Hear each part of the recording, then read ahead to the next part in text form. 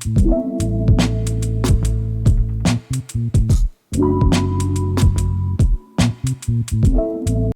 के इस लेक्चर में एक नए टॉपिक के साथ हम डिस्कस करेंगे लेवल ऑफ प्रिवेंशन। तो कौन कौन से प्रिवेंशन के लेवल होते हैं उनको हम डिस्कस करेंगे।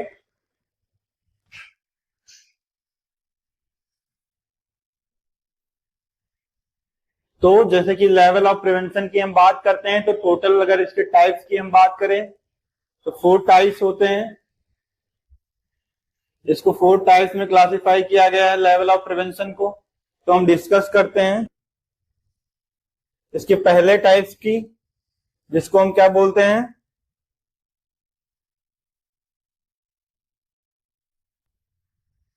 प्रीमोडियल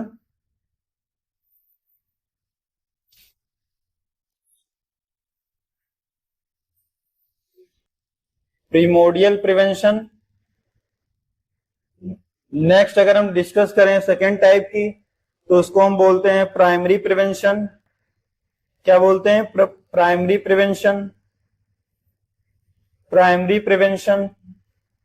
अगर हम इसके थर्ड टाइप्स की बात करें तो उसको हम बोलते हैं सेकेंडरी प्रिवेंशन।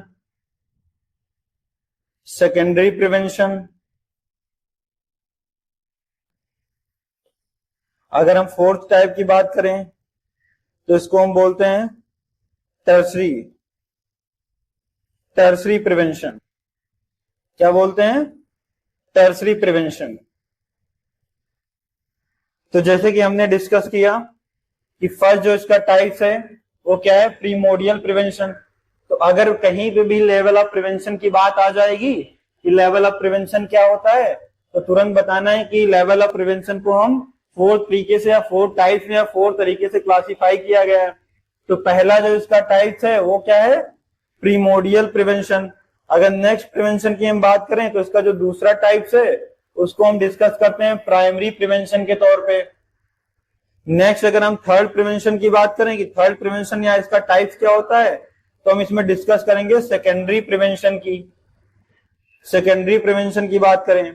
अगर हम फोर्थ प्रिवेंशन की बात करते हैं तो फोर्थ प्रिवेंशन में हम देखेंगे कि लास्ट में क्या आता है, टर्सरी प्रिवेंशन आता है। तो अगर प्राइमरी प्रिवेंशन की हम प्रीमोडियल प्रिवेंशन की बात करें तो इसमें क्या होगा, ना तो पर्सन के अंदर या अगर कम्युनिटी लेवल पे बात कर रहे हैं, समुदाय लेवल पे बात कर रहे हैं, तो अगर ना तो वहां के रहने वाले लोगों को, जिस पार्टिकुलर व्यक्ति की बात हो रही, ना तो उसके अंदर डिजीज कंडीशन प्रेजेंट होगी, ना तो रिस्क फैक्टर प्रेजेंट होंगे। सबसे मेजर जो डिफरेंस है वो हमें देखने को मिलेगा, ना तो इसके अंदर डिजीज प्रेजेंट होगी और ना ही रिस्क फैक्टर हमें देखने को मिलेगा। तो ये किसकी हम बात करते हैं, ये हम बात करते हैं प्रीमोडियल प्रिवेंशन की। तो तुम्हें डिफरेंशिएशन के तौर पे याद रखना है कि अगर प्रीमोडियल प्रिवेंशन में ऐसे प्रिवेंशन आएंगे उसमें केवल हम क्या अगर इंपॉर्टेंस देंगे तो इंपॉर्टेंस हम देंगे only and only health education को। किसको? हेल्थ एजुकेशन को, क्योंकि ना तो इसके अंदर डिजीज प्रेजेंट है ना ही रिस्क फैक्टर प्रेजेंट है। यहीं पे अगर हम बात करते हैं प्राइमरी प्रिवेंशन की, तो प्राइमरी प्रिवेंशन में हमें देखने को मिलेगा कि इसके अंदर रिस्क फैक्टर क्या हो जाता है, प्रेजेंट हो जाता है। रिस्क फैक्टर क्या होता है, प्रेजेंट हो जाता है। बट इसमें क्या होता है, but disease is not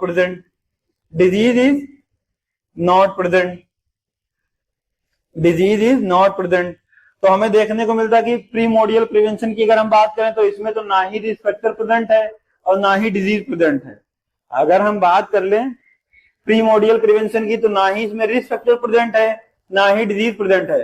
but जैसे ही हम प्राइमरी प्रिवेंशन की बात करते हैं तो इसमें रिस्क फैक्टर प्रेजेंट हो जाता है लेकिन डिजीज नहीं हो पाती है, डिजीज प्रेजेंट नहीं हो पाती है। तो अभी हम बात करते हैं सेकेंडरी प्रिवेंशन की। तो सेकेंडरी प्रिवेंशन में हमें देखने को मिलता है कि रिस्क फैक्टर प्लस डिजीज दोनों प्रेजेंट रहते हैं। ये क्या होते हैं, दोनों प्रेजेंट रहते हैं।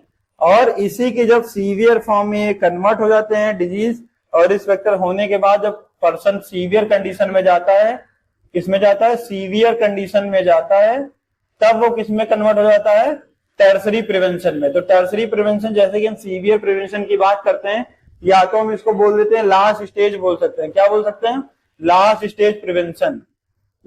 स्टेज प्रिवेंशन बोल सकते हैं। इसको हम टर्सरी प्रिवेंशन को क्या बोल सकते हैं, लास्ट स्टेज प्रिवेंशन बोल सकते हैं। तो जैसे कि हमने समझा कि प्रीमोडियल प्रिवेंशन में क्या होगा, ना तो डिजीज कंडीशन प्रेजेंट होगी ना तो रिस्क फैक्टर प्रेजेंट होगा। प्राइमरी प्रिवेंशन में क्या होगा, रिस्क फैक्टर प्रेजेंट होगा लेकिन डिजीज प्रेजेंट नहीं होगी। सेकेंडरी प्रिवेंशन में क्या होगा, रिस्क फैक्टर भी प्रेजेंट होगा, डिजीज भी प्रेजेंट होगी। और टर्सरी प्रिवेंशन में क्या करते हैं, उसके बेसिस पे हम प्रिवेंशन करते हैं जब ये सीवियर स्टेज में कन्वर्ट हो जाती है, जब पेशेंट सीवियर स्टेज में हो जाता है। तो इसी लेक्चर में हम पार्टिकुलर जो इसके टाइप्स हैं तो एक एक करके हम क्या करेंगे, एक्सप्लेन करेंगे। तो हम देखते हैं।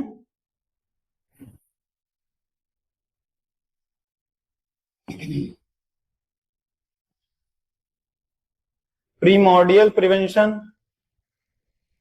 प्रीमोडियल प्रिवेंशन की हम बात करते हैं।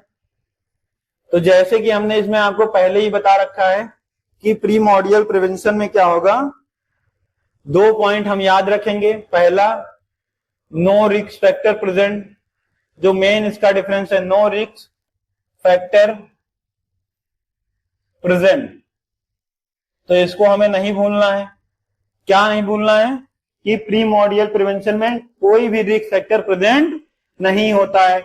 नेक्स्ट हम डिस्कस करेंगे, नेक्स्ट हम क्या करेंगे, prevention, prevention before risk factor present, risk factor present. तो जैसे कि हमने पहले ही बताया कि इसमें ना तो डिजीज होती है ना ही रिस्क फैक्टर प्रेजेंट होते हैं। तो उससे पहले, रिस्क फैक्टर प्रेजेंट होने के पहले हम क्या करेंगे, प्रिवेंशन करेंगे। तो एक पॉइंट हम इसमें और लिख सकते हैं, इसमें क्या होता है, disease not present, disease not present. एक पॉइंट हम और मेंशन कर सकते हैं कि प्रीमोडियल प्रिवेंशन ऐसा प्रिवेंशन है जिसमें डिजीज प्रेजेंट नहीं होती है। तो हमने डिस्कस किया नो रिस्क फैक्टर प्रेजेंट, और जितना भी प्रिवेंशन हम करेंगे इसमें, जितना भी प्रिवेंशन हम करेंगे वो कब करेंगे, before risk factor present. Risk factor present होने से पहले हम क्या करेंगे, प्रिवेंशन करेंगे। नेक्स्ट अगर हम डिस्कस करें या हम एग्जाम्पल के माध्यम से समझते हैं कि रिस्क फैक्टर कैसे प्रेजेंट नहीं होता है। तो एक एग्जाम्पल हम लेते हैं, एग्जाम्पल के माध्यम से हम समझेंगे कि जैसे कि मान लो एक छोटा बच्चा होता है, एक छोटा बच्चा होता है 7 ईयर्स या नियर अबाउट 6 ईयर। तो ऐसे बच्चे क्या होते हैं, ये क्या होते हैं कि अल्कोहल और टबैको और इन सब की ड्रग अब्यूज के बारे में ये नहीं जानते हैं। क्या होते हैं, ये अवेयर नहीं होते हैं, नहीं जानते हैं। ये सब जो चाइल्ड होते हैं, ये सब क्या एडोलसेंट एज में जाके करना स्टार्ट करते हैं। तो अगर हम इसकी बात करें तो जैसे ही बच्चा 6 से 7 साल का होगा तो क्या होगा कि अभी से हम उसको क्या कर रहे हैं, हेल्थ एजुकेशन प्रोवाइड कर रहे हैं।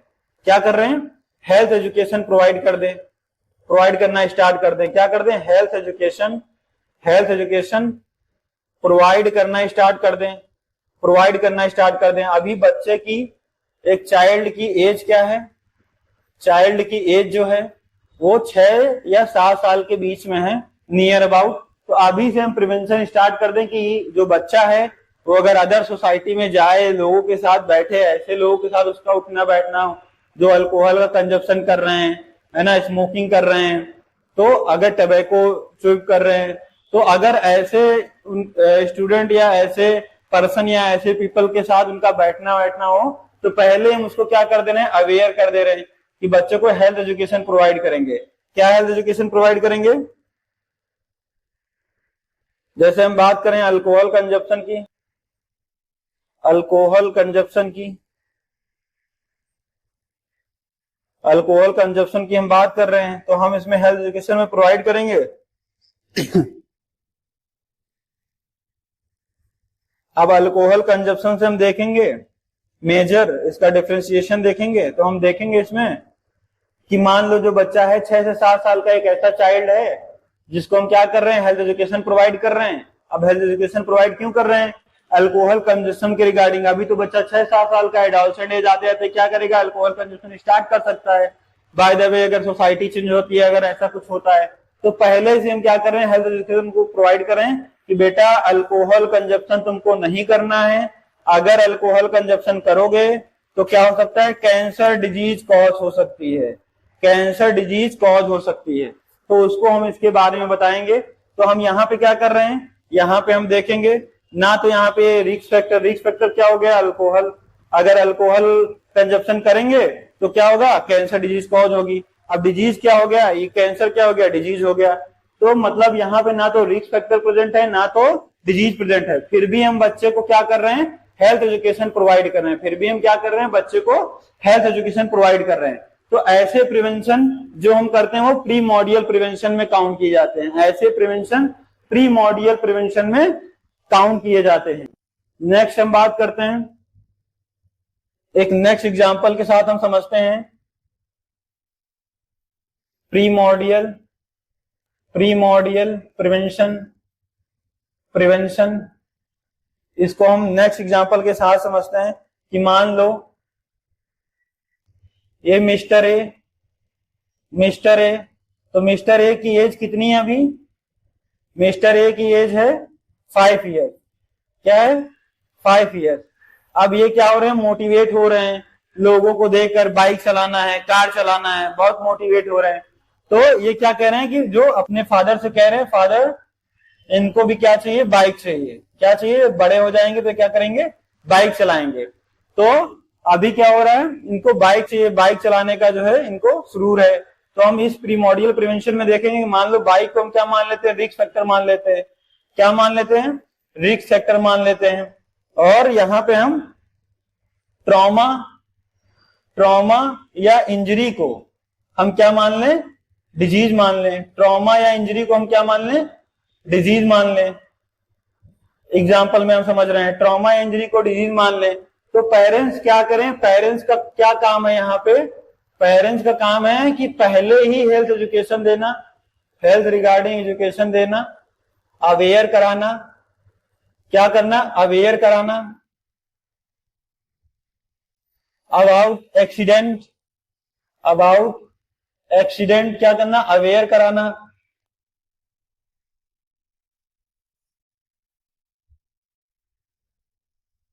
क्या करना, एक्सीडेंट के रिगार्डिंग क्या करना, अवेयर कराना।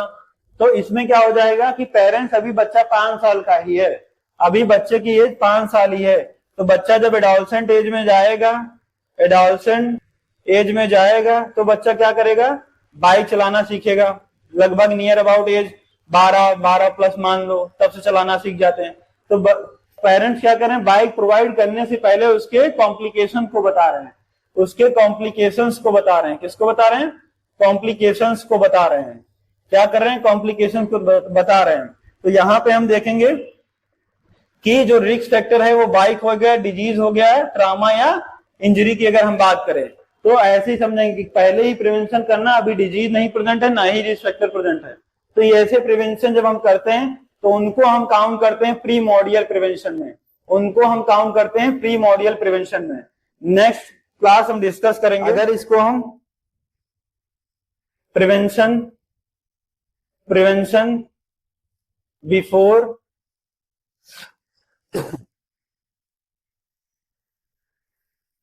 Development of risk factor,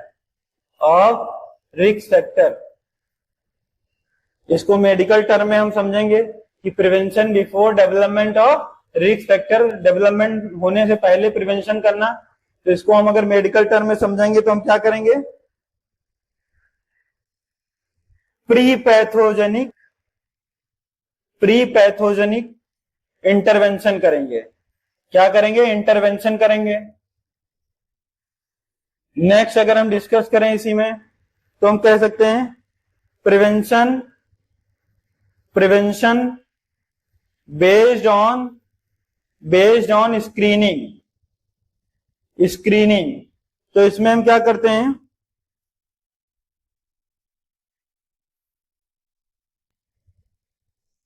prevention based on screening. अब स्क्रीनिंग में करने के लिए हम कोई भी टेस्ट कर रहे हैं, तो टेस्ट करने के लिए क्या होना चाहिए, पॉपुलेशन। किसी पॉपुलेशन की अगर हम बात करें तो इसमें हम देखेंगे कि पॉपुलेशन को क्या करना है, स्क्रीनिंग करना है, टेस्ट के माध्यम से क्या करना है, स्क्रीनिंग करना है। तो इसमें हम देखेंगे क्या, ओबेसिटी के रिगार्डिंग,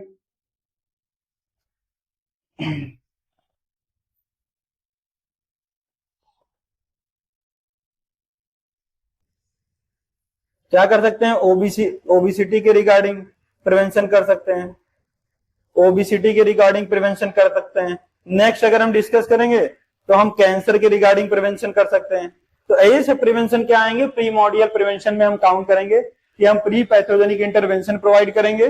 दूसरा अगर हम बात करें prevention based screening of population, population का स्क्रीनिंग टेस्ट करेंगे जिसमें क्या करेंगे, ओबीसिटी के रिगार्डिंग बताएंगे, तो ओबीसिटी के रिगार्डिंग बताएंगे, कैंसर डिजीज के बारे में बताएंगे। तो ऐसी जो डिजीज है उनको हम क्या करेंगे, पहले से ही अवेयर कर रखेंगे बच्चों को, या जिस भी पार्टिकुलर पर्सन को हम बात कर रहे हैं। तो रिस्क फैक्टर और डिजीज होने से पहले जो प्रिवेंशन प्रोवाइड करेंगे वो प्रीमोडियल प्रिवेंशन में काउंट किए जाएंगे।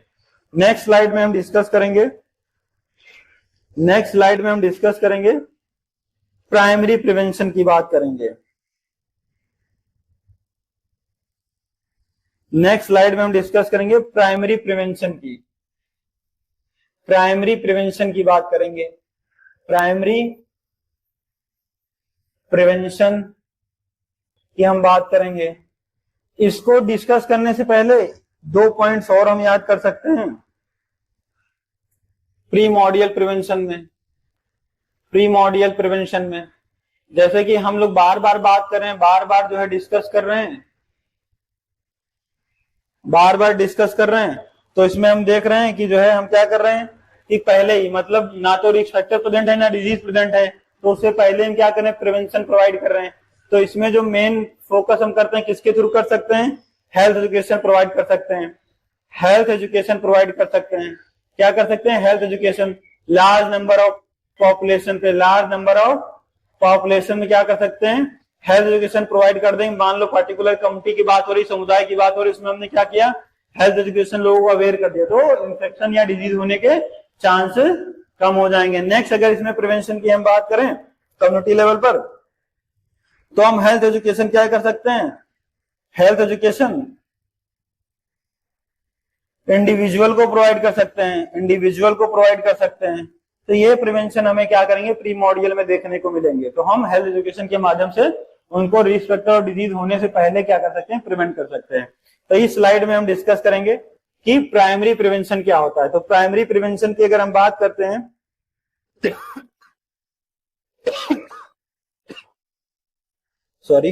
प्राइमरी प्रिवेंशन की हम बात करते हैं, तो प्राइमरी प्रिवेंशन में हम देखते हैं कि जो प्राइमरी प्रिवेंशन होता है तो उसमें हम देखते हैं, पहले हमने बताया कि इसमें क्या होगा, risk factor present, risk factor क्या रहेगा, present, but disease is not present. तो इसको हम समझेंगे कि इसमें हमें क्या देखने को मिला।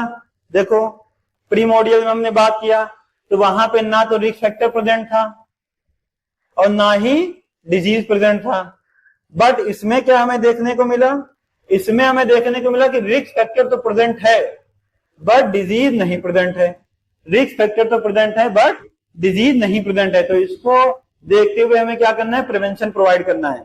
तो इसमें हम क्या करेंगे कि बात करेंगे, जब भी प्राइमरी प्रिवेंशन की बात होगी तो हम समझ जाएंगे कि इसमें रिस्क फैक्टर प्रेजेंट है लेकिन डिजीज अभी प्रेजेंट नहीं है। तो इसमें हम देखेंगे, डिस्कस करेंगे कि इंटरवेंशन की अगर हम बात करें तो इसमें अगर हम इंटरवेंशन की बात करते हैं, कि क्या क्या इंटरवेंशन करेंगे प्राइमरी प्रिवेंशन में, क्या क्या इंटरवेंशन करेंगे, इंटरवेंशन ऑफ प्राइमरी प्रिवेंशन,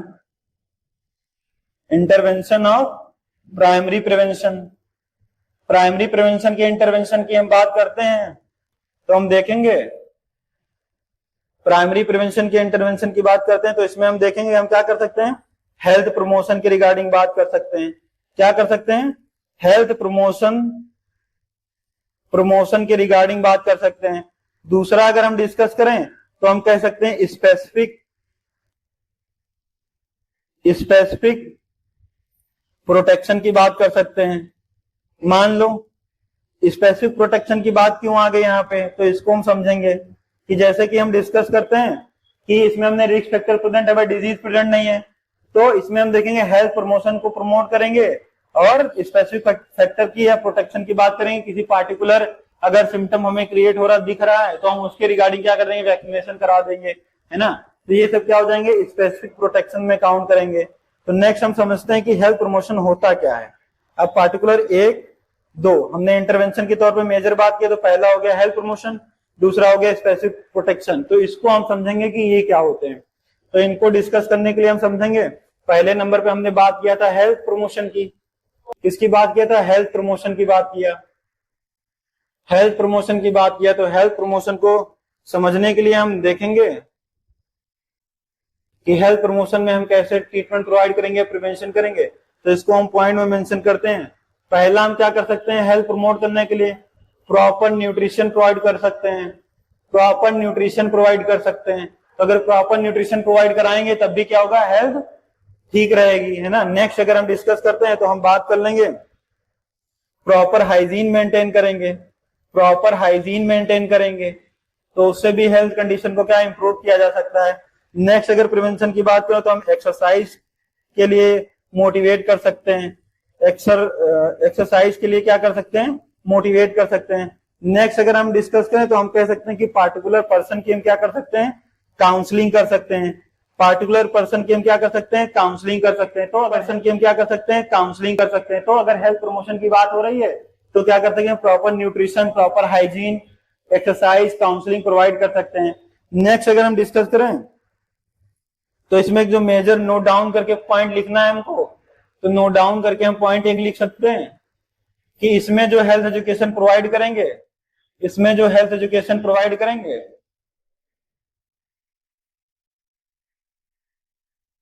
इसमें जो हेल्थ एजुकेशन प्रोवाइड करेंगे, हम हेल्थ एजुकेशन प्रोवाइड करेंगे किसके बेसिस पर, इसमें जो हेल्थ एजुकेशन प्रोवाइड करेंगे उसमें हम देखेंगे कब करेंगे, when risk factor not present, when risk factor not नहीं, व्हेन रिस्क फैक्टर प्रेजेंट।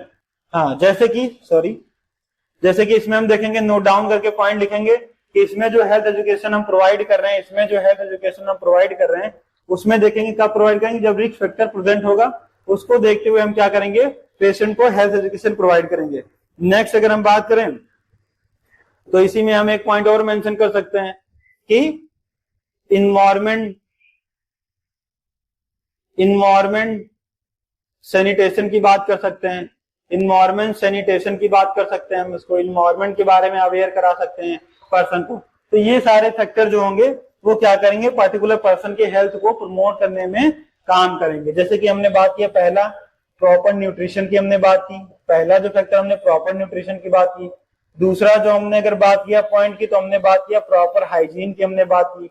अगर थर्ड पॉइंट को हम समझेंगे कि थर्ड पॉइंट में हमने डिस्कस किया कि प्रॉपर अगर एक्सरसाइज पेशेंट को कराया जाए या पीपल लोगों को बताया जाए कि मॉर्निंग में एक्सरसाइज करना है, उससे भी शरीर या हेल्थ जो है हेल्दी रहेगा। नेक्स्ट अगर हम बात करें कि काउंसलिंग प्रोवाइड कर दें, अगर पेशेंट जो है डिस्ट्रैक्ट हो रहा है, हेल्थ रिगार्डिंग चीजें नहीं फॉलो कर रहा है, तो हम क्या करें, उसकी प्रॉपर काउंसलिंग करके उसको प्रमोट कर सकते हैं। नेक्स्ट अगर हम बात करें पांचवें पॉइंट की, तो हम देख सकते हैं कि इन्वायरमेंट सैनिटेशन को अगर उसको हम अवेयर कराएं, उसके बेनिफिट्स बताएं, तब भी पेशेंट की हेल्थ क्या हो सकती है, ट्रीट हो सकती है।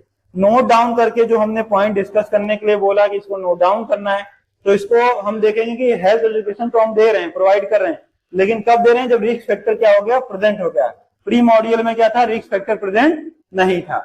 नेक्स्ट स्लाइड में हम डिस्कस करेंगे जो कि हमारा दूसरा पॉइंट था सॉरी,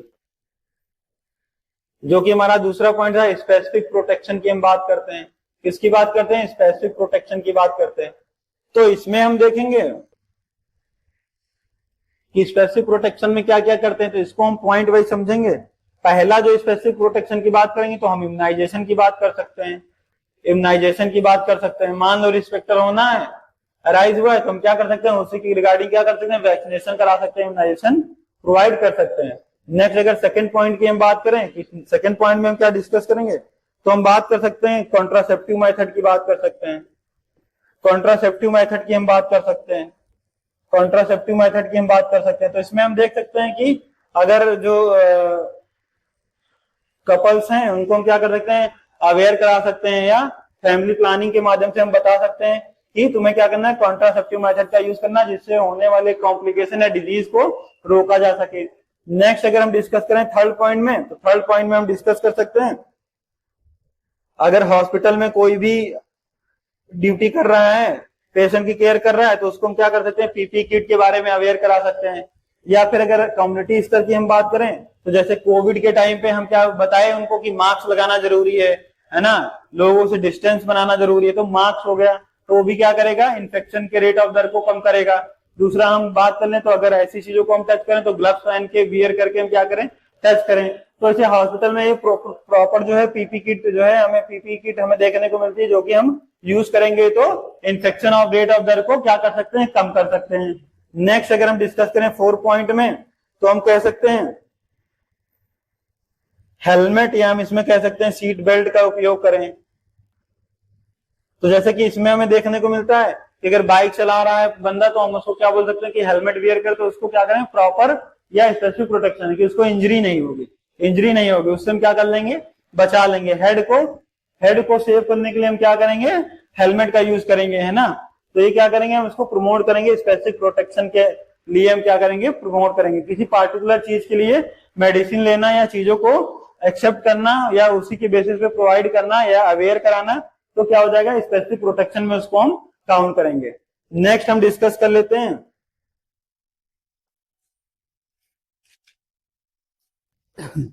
प्राइमरी प्रिवेंशन में हम डिस्कस कर लेते हैं, एग्जाम्पल के माध्यम से समझेंगे इसमें क्या होगा।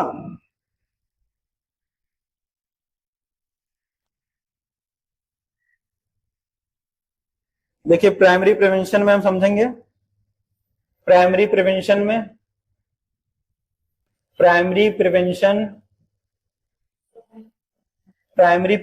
हम समझेंगे कि जैसे कि हम बार बार बात कर रहे हैं प्राइमरी प्रिवेंशन में, तो क्या हो रहा है कि हेल्थ एजुकेशन प्रोवाइड कर रहे हैं, हेल्थ एजुकेशन प्रोवाइड कर रहे हैं।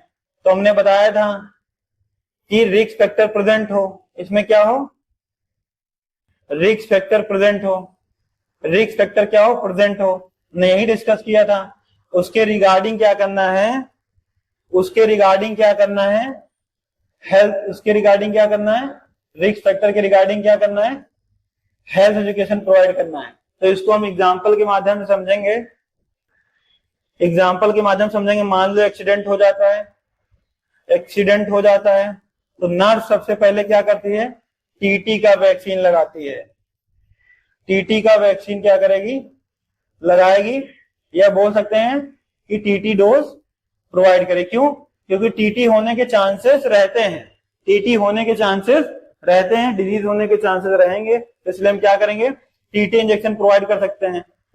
दूसरा अगर हम समझें, मान लो कोई कम्युनिकेबल डिजीज हो जाए, कम्युनिकेबल डिजीज होने वाला है ना, तो जैसे कि अगर हम बात करें नॉर्मल जो डिजीज देखने को मिलती है, मॉस्किटो की बात कर लें, मच्छरों की बात कर लें, तो ये क्या होगा कि वो अभी इन्वायरमेंट में है, जहां पे रहने, लोकेलिटी की बात करें तो अगर वहां प्रेजेंट है तो हम उनको अवेयर करेंगे, क्या करेंगे कि सोते टाइम क्या करें, नेट का यूज करें या लोशन का यूज करें, जिससे क्या हो कि मॉस्किटो बाइट ना कर पाए, जिससे क्या हो, मॉस्किटो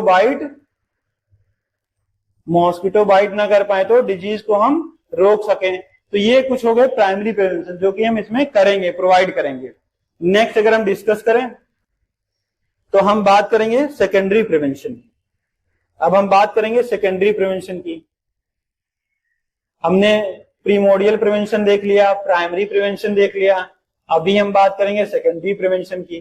तो सेकेंडरी प्रिवेंशन में हमने डिस्कस किया कि ऐसे प्रिवेंशन इसमें क्या होगा, रिस्क फैक्टर भी प्रेजेंट होगा, रिस्क फैक्टर भी प्रेजेंट होगा, डिजीज भी प्रेजेंट होगी, डिजीज भी क्या होगा, प्रेजेंट होगा। तो अब हमें क्या करना है, ट्रीटमेंट प्रोवाइड करना है और इंटरवेंशन करना है। तो इसमें हम देखते हैं,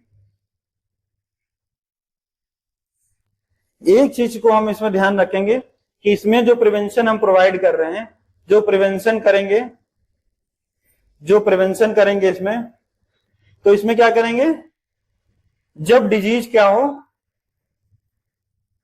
अर्ली स्टेज में हो, अर्ली शुरुआती दौर में हो, तब हम क्या करेंगे कि प्रिवेंशन को क्या करेंगे, प्रिवेंट करेंगे, पार्टिकुलर पर्सन को क्या करेंगे, प्रिवेंट करेंगे, ताकि वो रिकवर हो जाए। तो उस पर हम फोकस करेंगे, अर्ली प्रिवेंशन की हम बात करेंगे, किसकी, अर्ली प्रिवेंशन की हम बात करेंगे।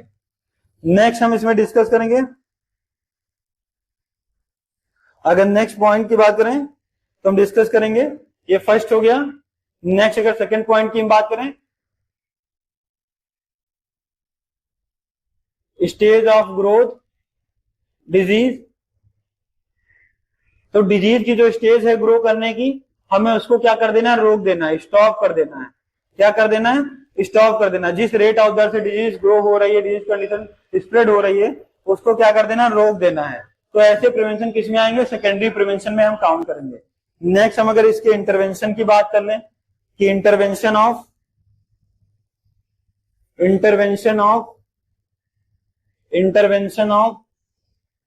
Secondary prevention, intervention of secondary prevention. तो इसमें हम देखेंगे कि कौन कौन से इंटरवेंशन कर सकते हैं। तो इसमें हम देखेंगे इंटरवेंशन ऑफ सेकेंडरी प्रिवेंशन में, तो पहला हम जो पॉइंट डिस्कस कर सकते हैं वो बात कर सकते हैं अर्ली डायग्नोसिस की। किसकी बात कर सकते हैं, जितना जल्दी हो सके उतना जल्दी में क्या करना है, डायग्नोसिस करवाना है। नेक्स्ट अगर सेकंड पॉइंट की हम बात करें तो इसमें डिस्कस करेंगे प्रॉपर ट्रीटमेंट की हम बात करेंगे। प्रॉपर ट्रीटमेंट प्रोवाइड करेंगे क्योंकि इसमें रिस्क फैक्टर भी हो गया है, डिजीज भी हो गया है। तो अब क्या करना है, हमें उसको अर्ली डायग्नोस करके जितना जल्दी हो सके और प्रॉपर ट्रीटमेंट क्या करना है, प्रोवाइड करना है। नेक्स्ट अगर हम पॉइंट की बात करें तो हम इसमें देख सकते हैं कि कौन कौन से इसमें टेस्ट करवा सकते हैं या कौन कौन सी स्क्रीनिंग कर सकते हैं। तो इसमें अगर हम हेल्थ स्क्रीनिंग की बात किए थे कि क्या करेंगे, हेल्थ स्क्रीनिंग करेंगे। तो इसमें हम देख सकते हैं कि हम क्या क्या कर सकते हैं, मलेरिया टेस्ट करा सकते हैं, कुछ एग्जांपल के माध्यम समझेंगे। तो दूसरा अगर हम बात करें तो हम कैंसर स्क्रीनिंग कर सकते हैं। मान लो कोई पेशेंट है या कोई पर्सन है जो बहुत लंबे समय से अल्कोहल कंजप्शन और टबैको का यूज कर रहा है, तो उसको ऐसा कुछ सिम्टम दिख रहा है या कॉम्प्लिकेशन लग रहा है, तो हम क्या कर सकते हैं, प्रियोर क्या कर सकते हैं, स्क्रीनिंग करा सकते हैं। मॉस्किटो का एग्जांपल हमने विलेज में दिया, तो अगर लग रहा है कि कुछ भी चेंजेस हेल्थ में हो रहे हैं तो हम क्या कर सकते हैं, मलेरिया टेस्ट करा सकते हैं। तो ये सब स्क्रीनिंग हम क्या कर सकते हैं, हेल्थ स्क्रीनिंग में परफॉर्म कर सकते हैं। या फिर हम बात कर सकते हैं, अगर इसी में डिस्कस करें तो हम कह सकते हैं कि एग्जामिनेशन की बात कर सकते हैं, तो कोई भी एग्जामिनेशन की बात आ जाए, डायग्नोसिस की बात आ जाए, तो वहां पे क्या हमें देखने को मिलेगा, कि हम यहाँ पे इंटरवेंशन, सेकेंडरी इंटरवेंशन की बात हो रही है या यहाँ पे सेकेंडरी प्रिवेंशन की बात हो रही है। अगर कहीं भी एग्जामिनेशन, डायग्नोसिस, क्योंकि जब रिस्क फैक्टर प्रेजेंट होगा तभी हम क्या करेंगे, डिजीज प्रेजेंट होगा तभी हम क्या करेंगे, एग्जामिनेशन करेंगे, डायग्नोसिस करेंगे, अब ये स्क्रीनिंग करेंगे। तो ये सब किसमें करेंगे, जब सेकेंडरी प्रिवेंशन की बात होगी, मतलब रिस्क फैक्टर और डिजीज दोनों प्रेजेंट हैं। नेक्स्ट अगर हम इसमें डिस्कस करें, एग्जाम्पल के माध्यम से समझ लेते हैं कि क्या होगा। तो इसमें अगर एग्जाम्पल के माध्यम से समझेंगे तो हम डिस्कस कर सकते हैं, एग्जाम्पल के माध्यम से समझ सकते हैं। तो इसमें हम देखेंगे कि सेकेंडरी प्रिवेंशन में क्या होगा, कि मान लो किसी पर्सन ने क्या कराया, डॉट टेस्ट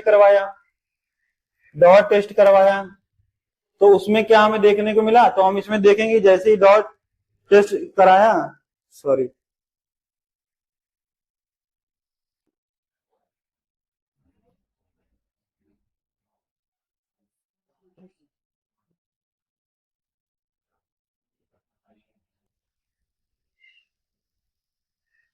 जैसे कि एग्जाम्पल के माध्यम से हम समझ सकते हैं, कोई भी पर्सन है वो क्या किया कि स्पूटम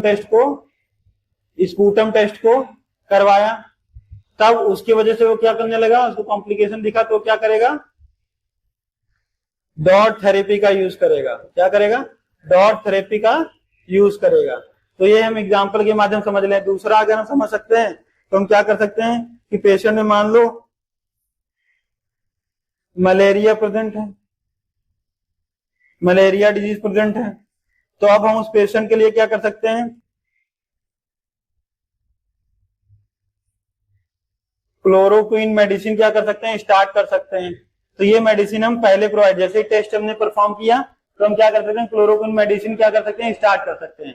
या मान लो स्पूटम टेस्ट कराया, तो स्पूटम टेस्ट कराने के बाद हम क्या कर सकते हैं, डॉट थेरेपी को स्टार्ट कर सकते हैं, प्रोवाइड कर सकते हैं, और अगर मान लो मलेरिया डिजीज हुआ है, उसने स्क्रीनिंग कराया, तो क्लोरोक्विन जो है मेडिसिन स्टार्ट कर सकते हैं, ताकि उसको क्या किया जाए, इंटरवेंशन के तौर पे यूज करें, तो पेशेंट को क्या करे, रिकवर किया जा सके, पेशेंट को क्या किया जा सके, रिकवर किया जा सके। तो ये कुछ एग्जाम्पल हैं जो कि हम सेकेंडरी प्रिवेंशन में देखते हैं। तो हमारा लास्ट प्रिवेंशन जो है उसको हम डिस्कस करेंगे। लास्ट प्रिवेंशन की हम बात करते हैं, तो लास्ट प्रिवेंशन हमारा क्या है, टर्सरी प्रिवेंशन। टर्सरी प्रिवेंशन की हम बात करते हैं कि टर्सरी प्रिवेंशन क्या होता है। तो टर्सरी प्रिवेंशन की हमने जैसे कि बताया, इसको लास्ट स्टेज प्रिवेंशन भी मानते हैं, लास्ट स्टेज प्रिवेंशन भी मानते हैं। क्या मानते हैं, लास्ट स्टेज प्रिवेंशन भी मानते हैं। तो लास्ट स्टेज प्रिवेंशन में हम डिस्कस करेंगे कि इसमें क्या हो गया कि इंटरवेंशन की बात कर रहे हैं, ऐसे इंटरवेंशन की बात कर रहे हैं, ऐसे इंटरवेंशन की इसमें हम बात कर रहे हैं, इसमें हम क्या कर रहे हैं, ऐसे इंटरवेंशन की बात कर रहे हैं। इनलेट पैथोजेनिक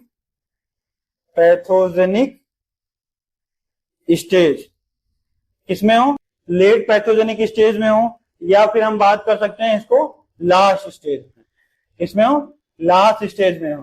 तो ये हम किसमें प्रोवाइड करते हैं, टर्सरी प्रिवेंशन में देखते हैं, जब पेशेंट क्या हो, लास्ट स्टेज में डिजीज कंडीशन, जिस डिजीज कंडीशन सफर कर रहा है और डिजीज कंडीशन लास्ट स्टेज में हो, सीवियर फॉर्म में हो, या बोल सकते हैं जो पैथोजेनिक की ग्रोथ है वो क्या हो, लास्ट स्टेज में हो। तो ऐसे उसमें क्या कर सकते हैं, प्रोवाइड कर सकते हैं, या फिर इसको एक टर्म से और आइडेंटिफाई कर सकते हैं कि डिजीज जो है, जिस पेशेंट को जो डिजीज हुई हो वो क्या हो, एडवांस लेवल में हो, एडवांस लेवल में देखने को मिले, तब भी हम उसको किसमें काउंट करेंगे, सेकेंडरी प्रिवेंशन में काउंट करेंगे। नेक्स्ट अगर हम डिस्कस करें इसके इंटरवेंशन की, तो हम हेडिंग डाल सकते हैं, intervention of tertiary prevention. Intervention of tertiary prevention की अगर हम बात करें तो इसमें हम डिस्कस कर सकते हैं, टर्सरी प्रिवेंशन में हम डिस्कस कर सकते हैं। तो इसमें हम देखेंगे कि हम इसको हम दो तरीके से क्लासिफाई कर सकते हैं, दो तरीके से क्लासिफाई कर सकते हैं। पहला अगर हम बात करें तो इसमें हम बात कर सकते हैं इंटरवेंशन की। अगर हम बात करें, इंटरवेंशन प्रोवाइड कर रहे हैं, इंटरवेंशन क्या कर रहे हैं, प्रोवाइड कर रहे हैं। तो इसमें हम दो तरीके से बात कर सकते हैं। एक तो हम क्या करें, जिस भी वजह से पेशेंट में डिसेबिलिटी हुई है उसको लिमिटेड कर दें, या उस पर कंट्रोल कर दें, उसको कंट्रोल कर लें। नेक्स्ट अगर टाइप्स की हम बात करें, या फिर पेशेंट अब क्या हुआ, डिजीज तो हो ही चुकी है, तो उसको क्या करें, रिहैबिलिटेट करें। क्या करें, रिहैबिलिटेट करें। तो इसमें क्या होगा कि दो तरीके से इसके इंटरवेंशन को हम प्रोवाइड करेंगे। पहला जो इंटरवेंशन की हम बात कर रहे हैं, तो उसमें हम देख रहे हैं कि क्या कर रहे हैं, इंटरवेंशन प्रोवाइड कर रहे हैं दो तरीके से। या तो नंबर 1 पे क्या कर रहे हैं, पेशेंट जिस भी डिसेबिलिटी है, उसको जो भी डिसेबिलिटी है उसको कंट्रोल कर लें या लिमिटेड कर दें, या क्या कर दें, लिमिटेड कर दें। दूसरा जो हम बात कर रहे हैं वो रिहैबिलिटेट कर दें, पेशेंट को क्या कर दें, रिहैबिलिटेट करके हम क्या कर सकते हैं कि उसको ट्रीट कर सकते हैं या पुनर्वस्था में उसको ला सकते हैं। तो इसमें हम बात करेंगे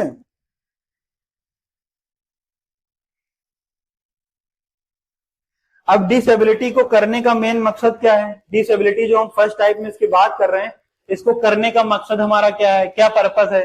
तो इसका जो पर्पस है वो हम देखेंगे, प्रिवेंट फ्रॉम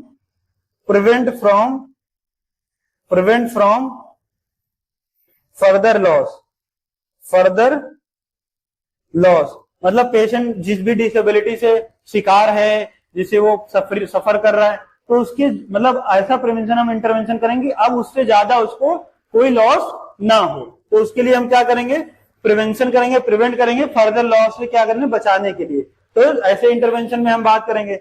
नेक्स्ट अगर हम डिस्कस करें तो इसमें हम क्या कर सकते हैं कि रिहैबिलिटेट में हम क्या कर सकते हैं कि पेशेंट को हम रखेंगे तो उसमें क्या करेंगे, ऑब्टेन ऑप्टिमम फंक्शन लेवल। अब जैसे कि हम बात कर लें कि दो भागों में हमने इसको डिवाइड किया, इसको हमने कितने भागों में डिवाइड किया, दो भागों में हमने डिवाइड किया इसको। पहला जैसे हमने समझा, पहला जो हमने इसको समझा कि पहला जो इसका हम क्लासिफिकेशन किए वो किए कि पेशेंट के अंदर डिसेबिलिटी हो चुकी है, उसको क्या करना है, कंट्रोल करना है, उसको रोक देना है, लिमिटेड कर देना है। तो इसको हम किस लिए कर रहे हैं, इसको हम इसलिए कर रहे हैं कि प्रिवेंशन जो कर रहे हैं हम, उससे अदर लॉस ना हो, उससे ज्यादा लॉस ना हो। नेक्स्ट अगर हम बात करें रिहेबिलिटेट की, तो इस कंडीशन में हम क्या कर रहे हैं सेकेंड टाइम में कि उसको उसकी पुरानी अवस्था में लाना है, कि जिस तरीके से पहले फंक्शन कर ले रहा था, काम कर ले रहा था, तो उसकी एक्टिविटी को इंप्रूव करने के लिए क्या करेंगे, पेशेंट को रिहेबिलिटेट करेंगे। जैसे कि एग्जांपल में समझ लेते हैं कि कोई इंजरी हो जाए पेशेंट को, है ना, तो उसके वजह से कोई ऑर्गन डैमेज हो जाए, तो आर्टिफिशियल चीजों को प्रोवाइड करके क्या करें, उसको प्रॉपर जैसे पहले फंक्शनिंग कर रहा था वैसे फंक्शनिंग करे। तो एग्जाम्पल के माध्यम से हम समझते हैं कि क्या होता है टर्सरी प्रिवेंशन। तो इसमें हम देखेंगे, जैसे कि मान लो कोई भी पेशेंट है, पोलियो पेशेंट मान लेते हैं, जिससे उसका पार्टिकुलर ऑर्गन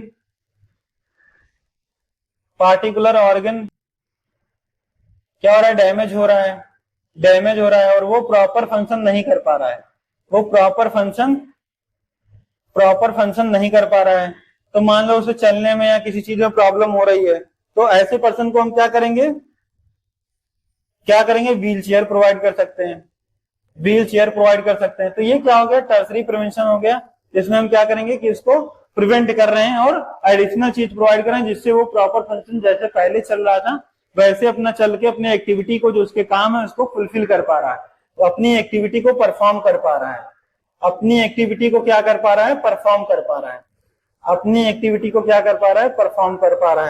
तो नेक्स्ट हम डिस्कस करेंगे।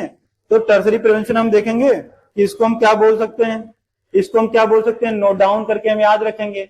इसको हम क्या बोल सकते हैं कि ये कैसा प्रिवेंशन है, लास्ट स्टेज हम इसको काउंट करेंगे, क्या करेंगे, लास्ट स्टेज काउंट करेंगे, एक ऐसा लास्ट स्टेज है। दूसरा हम बोल सकते हैं इसको कि जब भी लास्ट स्टेज की बात आएगी तो हम इसको किसमें काउंट करेंगे, टर्सरी प्रिवेंशन में काउंट करेंगे। टर्सरी प्रिवेंशन में काउंट करेंगे। तो इसमें हमें ट्रीटमेंट, मैनेजमेंट और केयर क्या करना है, प्रोवाइड करना है। तो ये प्रिवेंशन है जो कि हमने डिस्कस किया आज के लेक्चर में, कि 4 तरीके हमारे प्रिवेंशन होते हैं। पहला प्रीमोडियल प्रिवेंशन, दूसरा प्राइमरी प्रिवेंशन, तीसरा सेकेंडरी प्रिवेंशन, अगर चौथे की बात करें तो टर्सरी प्रिवेंशन। तो जैसे कि हमने डिस्कस किया, हमें ओवरऑल चीजें याद रखना है। जैसे कि हम प्राइमरी प्रिवेंशन में बात करते हैं तो उसमें ना तो रिस्क फैक्टर प्रेजेंट होते हैं, ना तो डिजीज प्रेजेंट होती है। फिर हम उसको क्या करते हैं, हेल्थ एजुकेशन देते हैं, ताकि ये सारे रिस्क फैक्टर और डिजीज उसमें जो है क्या हो कि कॉम्प्लिकेट ना करें, पेशेंट के अंदर देखने को ना मिले। अगर हम सेकेंडरी प्रिवेंशन की बात करते हैं तो इसमें रिस्क फैक्टर प्रेजेंट हो जाता। प्राइमरी प्रिवेंशन की बात करें तो प्राइमरी प्रिवेंशन में क्या हो गया, रिस्क फैक्टर तो प्रेजेंट हो गया लेकिन डिजीज नहीं प्रेजेंट है। सेकेंडरी प्रिवेंशन की हम बात करें तो रिस्क फैक्टर और डिजीज इसमें क्या है, दोनों प्रेजेंट है। अब हम ट्रीटमेंट प्रोवाइड करेंगे।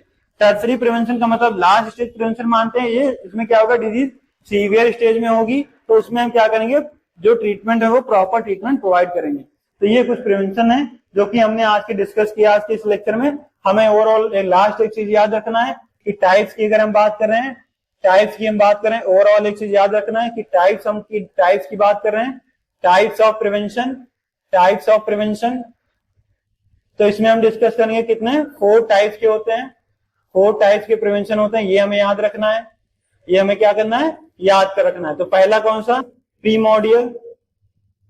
प्रीमोडियल। दूसरा हमने बात किया प्राइमरी। तीसरा हमने बात किया सेकेंडरी और चौथा हमने बात किया टर्सरी।